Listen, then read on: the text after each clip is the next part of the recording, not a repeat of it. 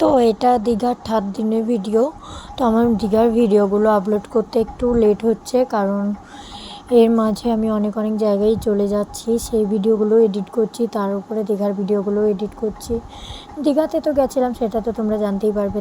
তার মিডিলে যে আমি ছোটো ছোটো জায়গায় যাচ্ছি, সেই শর্ট ভিডিওগুলো আপলোড না করলে তো হবে না, ওই জন্য। আর এটা সকাল ওই কটা 10টা 10:30 নাগাদ আমরা রেডি হয়ে গেছি। তো দেখতেই পাচ্ছ, আমি আমার বাবুকেও রেডি করে দিয়েছি, আর আমি নিজেও রেডি হয়ে গেছি। এইদিকে ওর শরীরটা অনেকটাই খারাপ হচ্ছে। ও বললো আমাকে যে আমি যেতে পারবো না। বললাম জোর জবরদস্তি নিয়ে গেলাম, আর গামছাটা আমি নিলাম, তোমরা কিছু মনে করো না গাইস। তো গামছাটা আমি আমার বাবুর জন্যই নিলাম, কারণ ওর অনেকটাই ঠান্ডা লেগে গেছে, আর ওর চোখ দিকে জলও পড়ছে। আর আমি রুমাল আনতেও ভুলে গেছি, আর রুমালটা আমি কিনিও নি, কিন্তু ভুলে গেছি।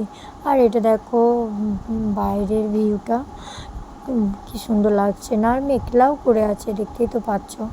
আর এদিকে আমরা সিঁড়ি দিয়ে নামছি। তো চলো এক পা করে নামা যাক। তো আমি একটু ঢং করছি তোমাদের কাছে, এক পা করে দিয়ে।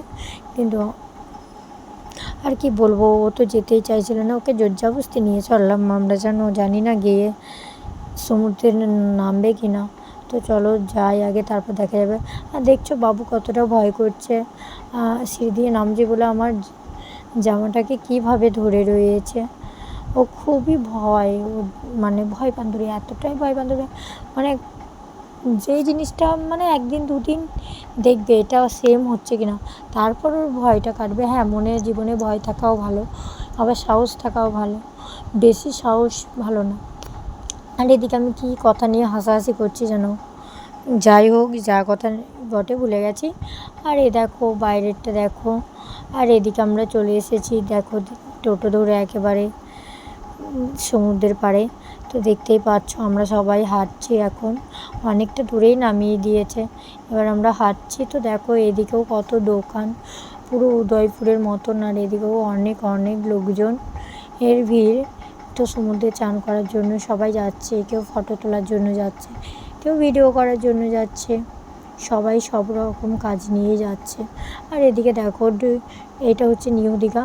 তো নিউ দীঘার সামনে দেখো সমুদ্রে নামতে, তো দেখো জগন্নাথের পোস্টার দিয়ে দিয়েছে, বেশ কি সুন্দর। আর এদিকে আমরা যাচ্ছি, আমরা সামনে দিয়ে নামতে পারলাম না, কারণ এদিকে এতটা লোকের ভিড়, মানে নামাই যাবে না ছেলে নিয়ে। তার জন্য আমরা ওইদিকে যাই, দেখি নামবো কি নামবো না, ভাববো ওটা, তারপর দেখা যাবে।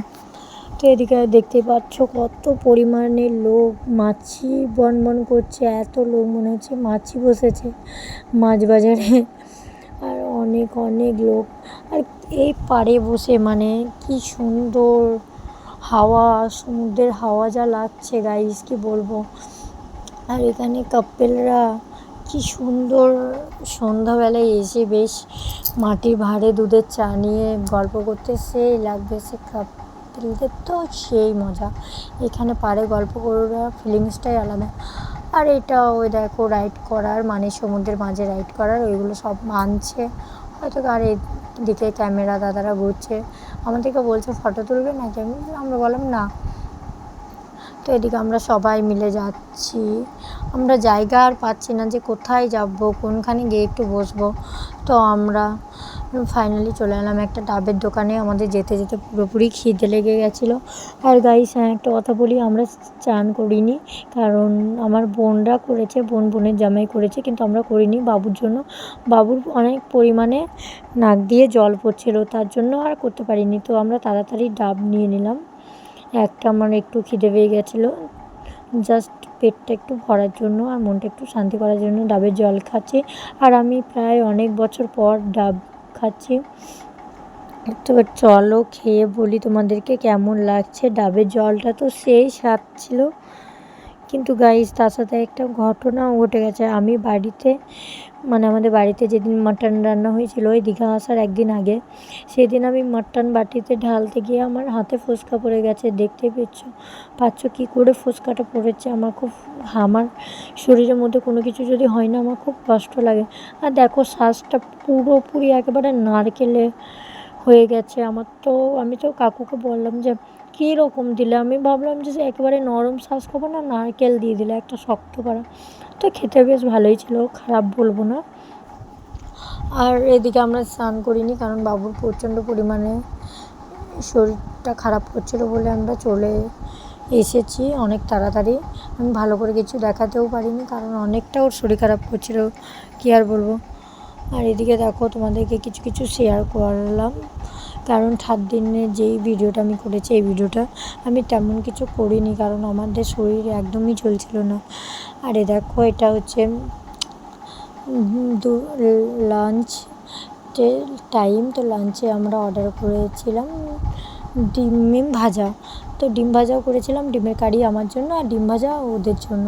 তো এদিকে আমাদের খাওয়া দাওয়া এখনও কমপ্লিট হয়নি, আর বাবু তো এদিক থেকে এতটাই জ্বালাচ্ছে মানে বলার নেই। তো চলো তোমাদেরকে দেখিয়ে দিই কী কী তরকারি আজকে হয়েছে। আজকে হয়েছে ডিমের অমলেট, ডাল, আর একটা আলু ভাজা, আর একটা শাক দিয়ে কি একটা তরকারি হয়েছে, আর একটা পাঁচমিশালি তরকারি। আর এদিকে তারপর খাওয়া দাওয়া সেরে নেওয়ার পর দই অর্ডার করেছিলাম, তো দইটাও চলে এলো। দইটা দেখতেই পাচ্ছ, এত সুন্দর